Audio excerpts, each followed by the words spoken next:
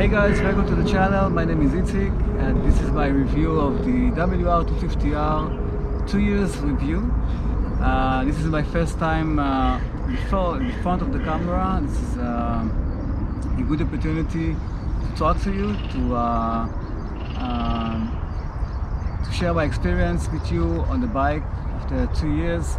I will tell you about the mods of this bike, the pros and the cons, and also why I'm selling it.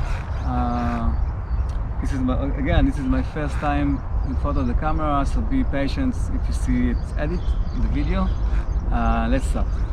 Okay, before we start with the mods and the pros and the cons, let's talk about the obvious thing. This is a dual sport. We need to address it like one. It may look like a dirt bike and feel like a dirt bike, but the weight and the power is not the same on this bike like a dirt bike. Okay, let's talk about the mods of this bike. I changed the handlebar to a Pro Taper, the handguards to Bulkbusters. I changed the rear sprocket from the stock one to 48. Tires are D606 at the rear and MX71 at the front. I put the OEM Yamaha rack, and there's the folding mirrors. That's it.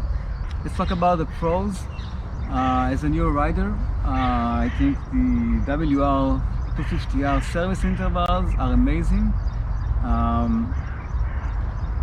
The oil change, filter change, and overall maintenance for this bike is so long. It makes me focus on riding and not when is the next oil change or something like that. The WR250R is a very reliable machine. I had it for 2 years now, and I had no issues to start it on, and no issues off-roading. I never was stuck with the bike. And again, as a new rider, this is something that is very important. You don't want to go off-roading in a bike that you can be stuck on. You just want to improve your riding skill. So this is a great bike with a quiet mind. A very important thing to me when I bought this bike was that I can take this bike anywhere. I can take it on the freeway. I usually take it for something like 30 to 50 minutes without any needs of another car or a trailer. After the ride, if I'm tired, I'm just hop back on the bike and do the round trip again on the highway. I can take this bike to errands, to the shop and something like that. Don't need another car for this, so this is a great thing to have. Regarding the insurance of this bike, in this country, and I know it depends on any country you're in, any bike that is lower or 250cc, the insurance is lower, so this is a great pro for me as a rider. Okay, another big pro is that as a dual sport, you're usually riding with people on dirt bikes, and this machine is very capable machine. I can go over any terrain that another dirt bike can do. I can feel the 40-ish kilos more, but again, you can go with friends on dirt bikes. You can go on any terrain. This bike never limits you. I think the only thing that limits this bike is weight, and this is a great thing.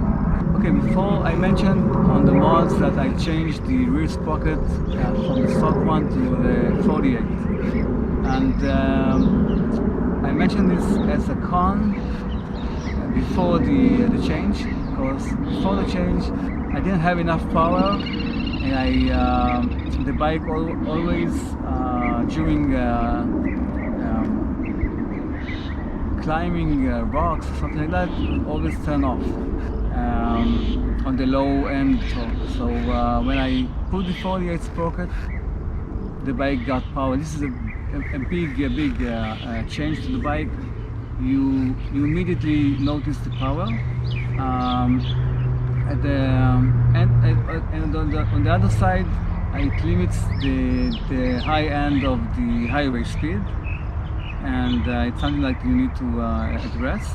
I usually, with this bike before the change, I can get to 120, 110 kilometers per hour on the highway. Now between 90 and 100 before I hear the engines.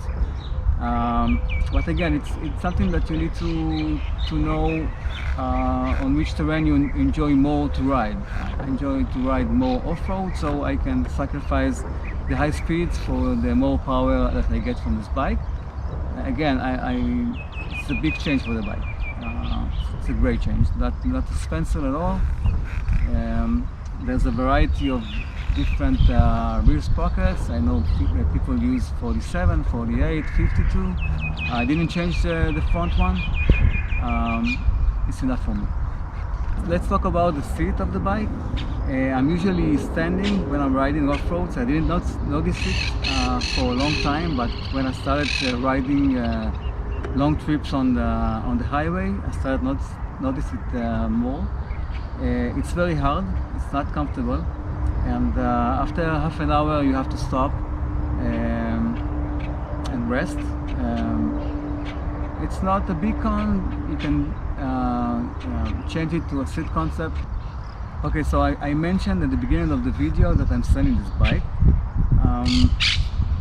It's not something about the bike, it's something that changed in me as a rider after 2 years of riding. I noticed that I'm riding pretty much the same terrains near my house.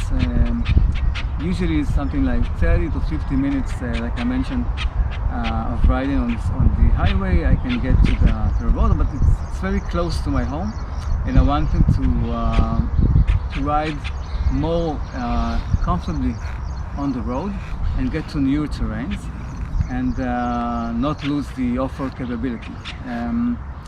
This bike, I thought about changing the seat, and I thought that maybe it's not the right way for me. I wanted something more capable on the road, that I can do 2, 3, 4 hours ride and put more weight on it. And again, this bike is amazing. You can go anywhere with it. It just doesn't build for longer trips. You can do it. It's not comfortable, but you can do it. So that's for me. As a rider, to change my mind, to see different things with the bike, and I think I need another bike. But again, I love this bike. I think it's amazing. If you're thinking about it, just do a test run, see that the height is okay with you. I recommend this bike for new riders and advanced riders alike. I think it's a very reliable machine. You will enjoy it very much. Again, thank you for watching. Please consider subscribing to the channel if you like the content, and I'll see you in the future. Bye.